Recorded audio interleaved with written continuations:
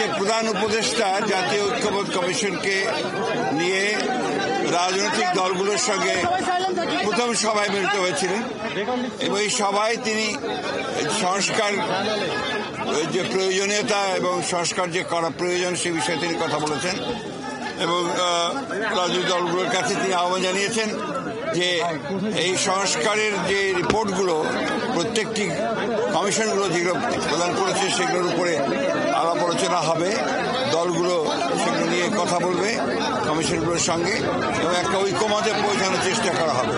সেটাই আপনার মূল কথা এবং সেজন্য আজকে প্রাথমিক আলোচনা সেখানে বিভিন্ন রাজনৈতিক দল বিভিন্নভাবে কথা বলেছেন। আমরা আশা করব যে খুব দ্রুত এই সংস্কারের যে ন্যূনতম ঐক্যমত যা তৈরি হবে সেটার উপর ভিত্তি করে অতি দ্রুত জাতীয় নির্বাচন অনুষ্ঠিত হবে, এটাই আমাদের প্রত্যাশা।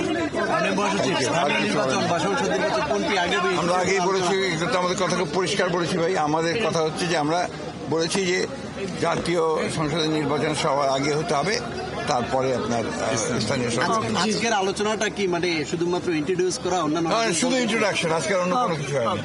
এই আলোচনায় বিভিন্ন রাজনৈতিক দল বিভিন্ন কথা বলেছে, সেগুলো তাদের নিজস্ব মতামত বলেছে, কিন্তু একদম পজিটিভ কনস্ট্রাকটিভ কিছু আলোচনা আজকে সেভাবে হয়নি, হওয়ার সুযোগও ছিল না, কারণ আজকে পরিচিতি মতো একটা ব্যাপার ছিল।